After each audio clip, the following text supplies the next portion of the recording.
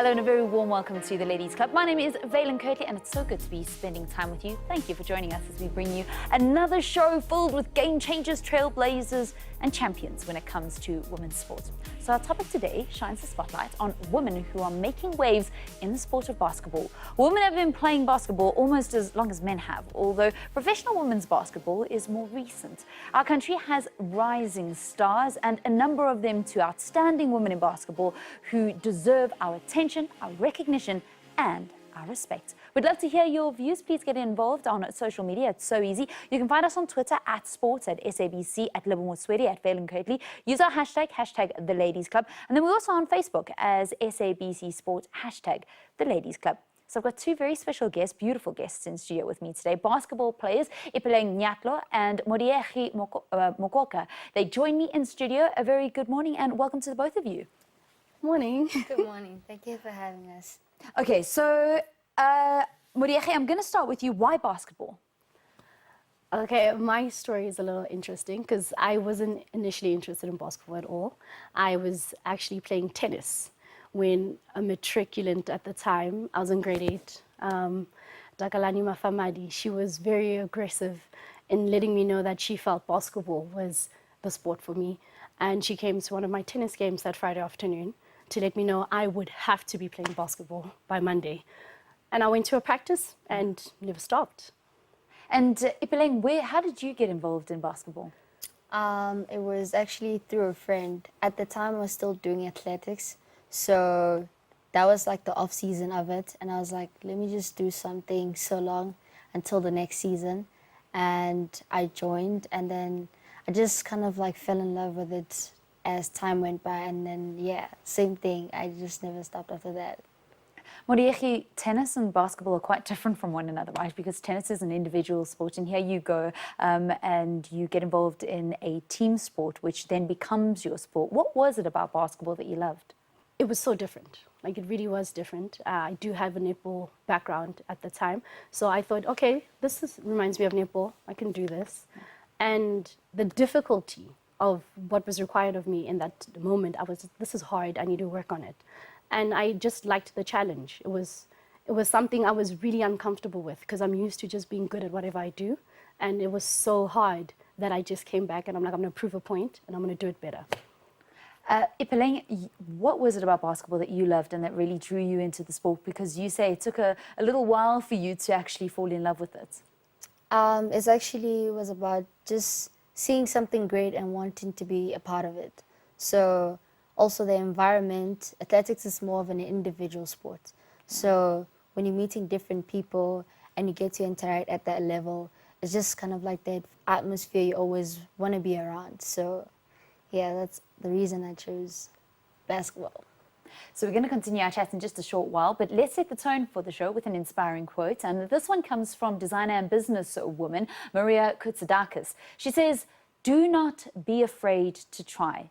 Fail again, and fail better. He who takes all the risks takes all the rewards." Kutsadakis is a multiple award-winning interior designer and successful businesswoman. She is the CEO of the Life Group of companies and founder of Life Interiors Architecture Strategic Design, which basically develops luxury properties around the world. I think that's quite a nice job. It's amazing what she says, though, because many of us are hampered by our fear to actually try because we're scared of failing, and nobody wants to be bad at anything. Like you said, you weren't very good at basketball, so you wanted to actually try and make sure that you developed your skill in it. But how do you feel about failing and that fear of failure? It feels so wrong to stop. I remember the one thing that, as simple as it is, this one time I was doing athletics, right? And it was provincial level. And it was cross country. Yeah. And at one point, the course was just very hard. And I was like, well, let me just try to do something like faint or like just come up with something, right? And then my one friend didn't stop. So I stopped and the paramedics came and helped me. And at the end, when she was at the end, she finished it. And it hurt really bad that I didn't finish it and she finished it. And as simple as that looked, it's always that thing that you're gonna regret it more if you stop. I usually take on a challenge. Like I go out of my way, usually pick something that seems, what on earth would I be doing there? And just throw myself into it. You know, you tend to learn on the job. You know, you learn as you go through it. Nothing in life comes with experience. Like, so you have to gain the experience that way. So you throw yourself into it, you'll learn to swim later. And that's pretty much how I've tried to approach basketball. You know, like I used to play with the boys. I was at Pretoria Girls High. We'd go to Pretoria Boys High on Friday afternoons, get on the court, run around. You know, obviously they'll be more athletic than I am, but that means I need to be a little smarter, pick up a new skill, do something a little more different that they can't do. And that's how you should always approach life. What can I do to just better myself right now? Do stay with us. We are speaking all about women's basketball.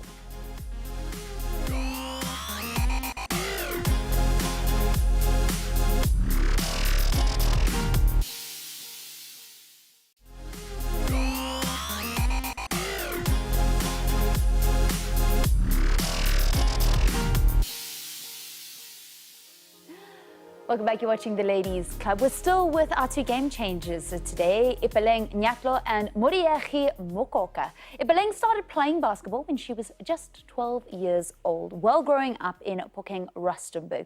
Today, she's making waves, one of South Africa's leading women's basketball players, representing the country in various competitions.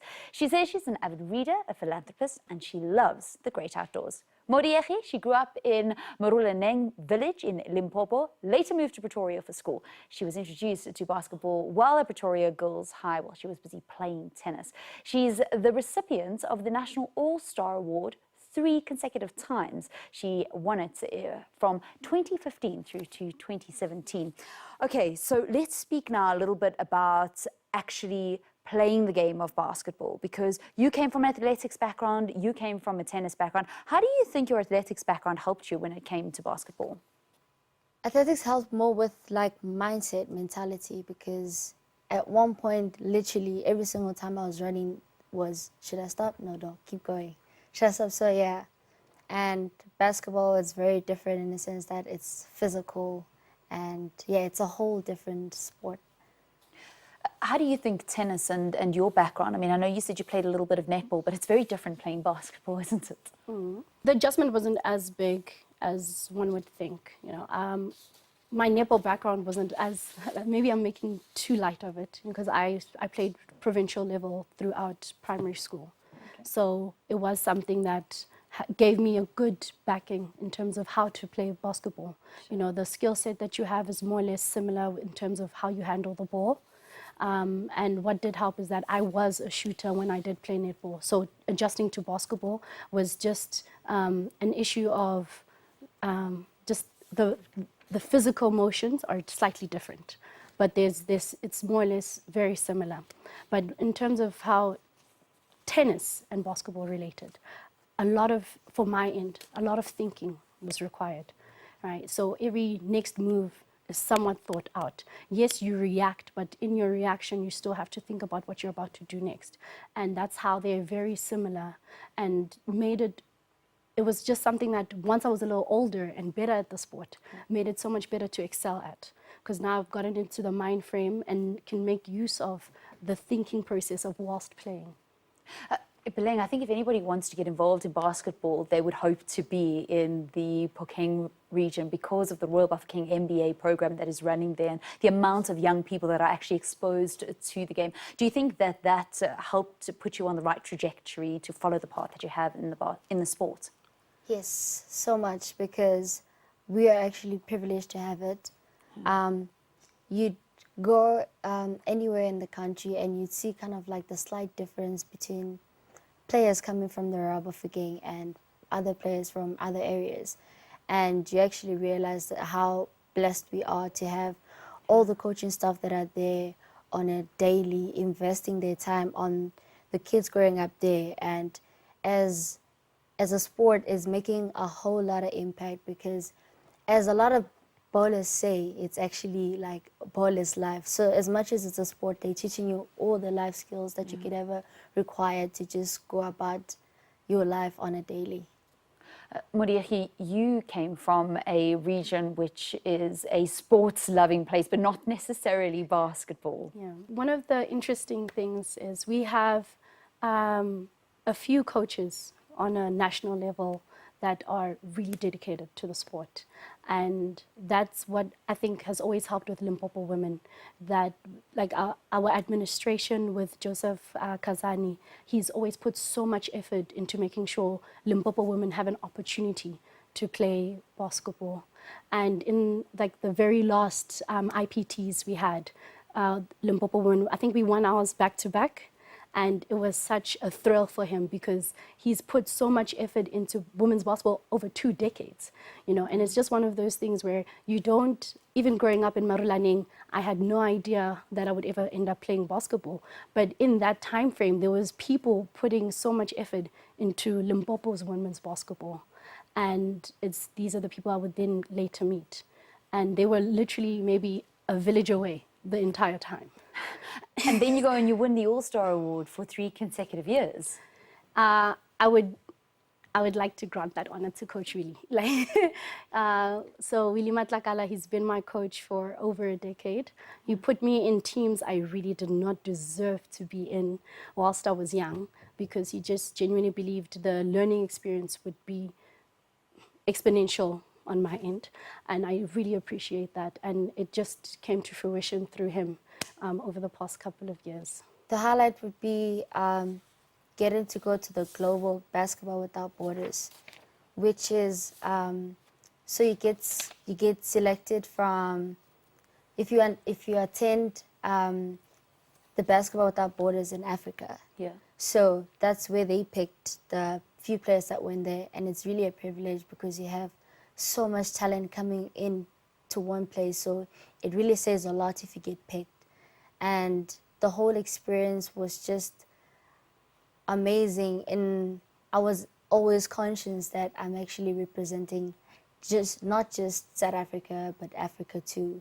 And as much as it had a lot of pressure, it was actually fun throughout. And throughout, I just had a gratitude attitude all the time. It's a pity that more South African women will not be able to represent the country beyond a university level. I personally do believe the next 5 years, there's a lot of growth that can still happen. Yeah. The administration just needs to fix up, just as many of our administrations do in this nation. And it's not a feat that's impossible. We still have quite a few opportunities to fix the grassroots level, Yeah. and then connect that to the next level and move on and stuff.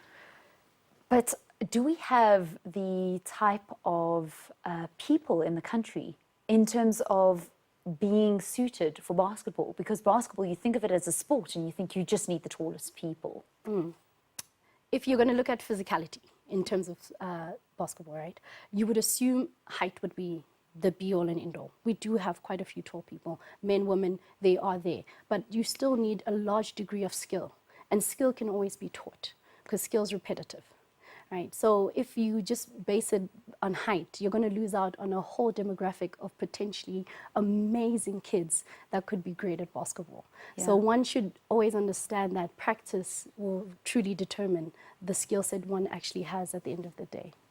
And that's something actually that we've seen in the region where you grew up, was that you've gone into a region where the people generally are a bit smaller, but they're incredibly skillful. And especially if you teach them in the right way with top quality coaches, then you are able to see the results that they have been as part of that program. I've lived it. I'm the true proof of that they actually, with the investment that they make on themselves, and they impart it to us, and it just makes us play in the way that we play because they chose to invest in themselves and are able to train us at a level that is required. Do stay in touch on social media. It's so easy. Hashtag the Ladies Club. We'll see you in a bit.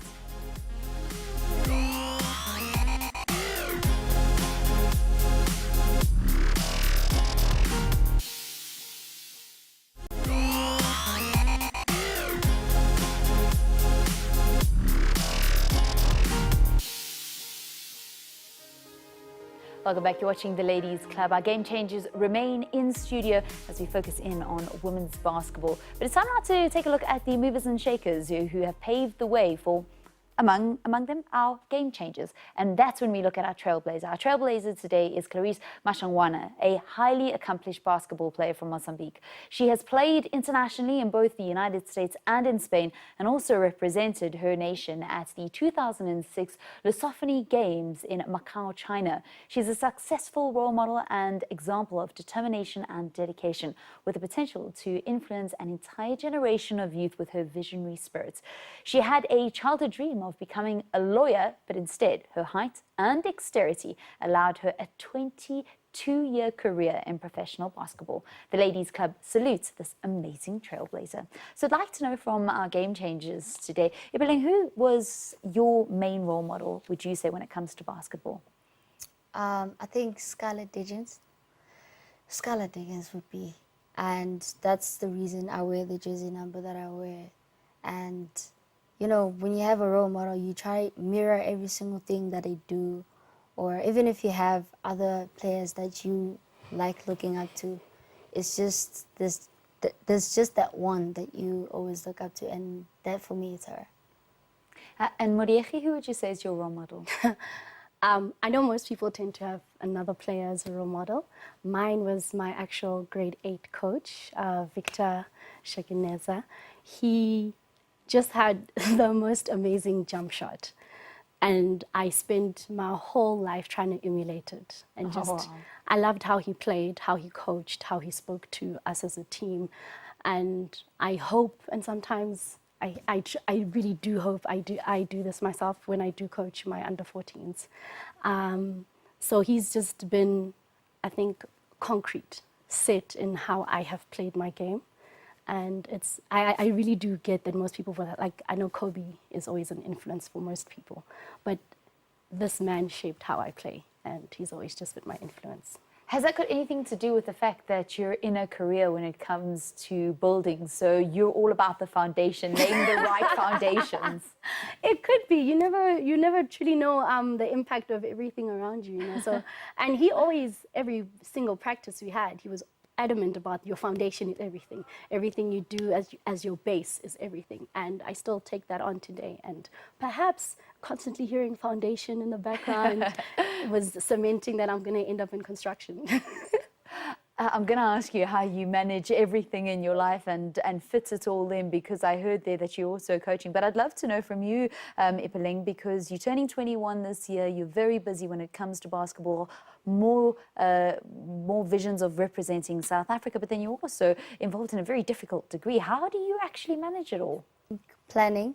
At first, I used to take it so lightly, be like, I'm going to start this day, and then I'm going to take it as it comes.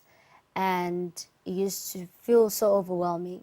So then it came a thing of like, even if it's not direct, I should have a glimpse of how my week is going to look like, if we have a tournament during that time and all of that. And that kind of forced me to actually want to always plan. So that's my go-to thing that makes me manage everything, yeah.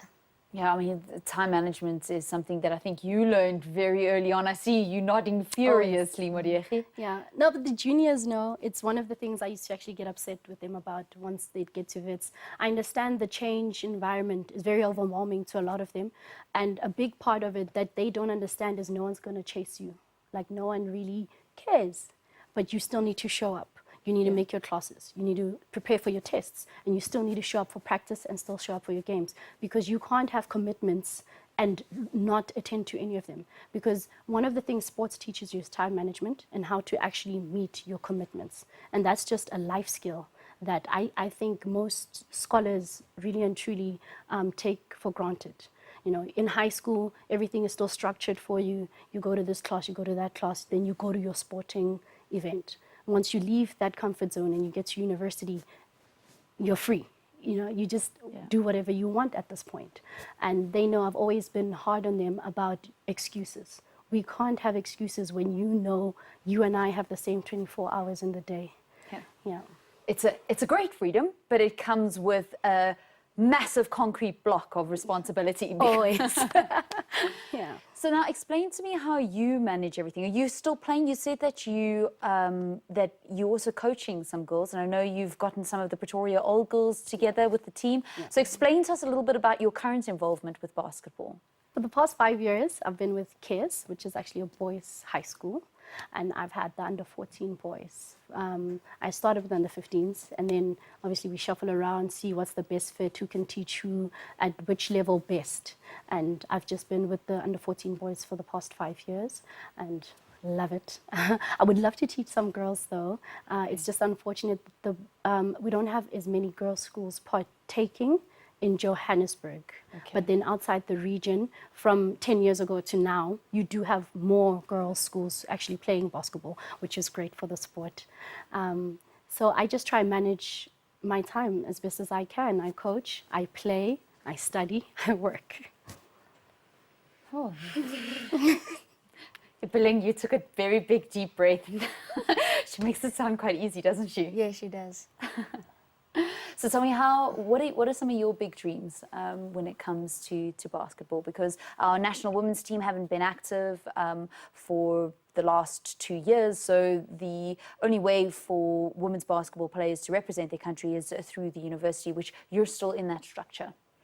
Yeah, so for myself would be playing at an international level in maybe in one of the European leagues, but that would entirely be based on my current studies right now. So depending on what the time frames. So, but that is ultimately my biggest goals in terms of basketball.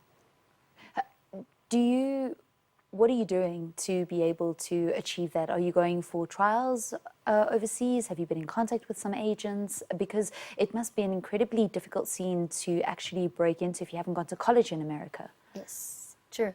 I actually have a coach who is actually very good at that, because that's how it actually happens when you actually know someone from a certain school, and then obviously you go back and forth in terms of sending videos in, trying to compile every single thing that can, put you out there and actually. So something related to that I'm doing at the moment. So yeah. Yeah, well, a lot of respect to still pursuing your dream, as well as making sure that you are getting education, getting qualification behind your name, and you know just how important that is. What would you say is your motto in life? Try. Because nothing is worse than regret. Just try.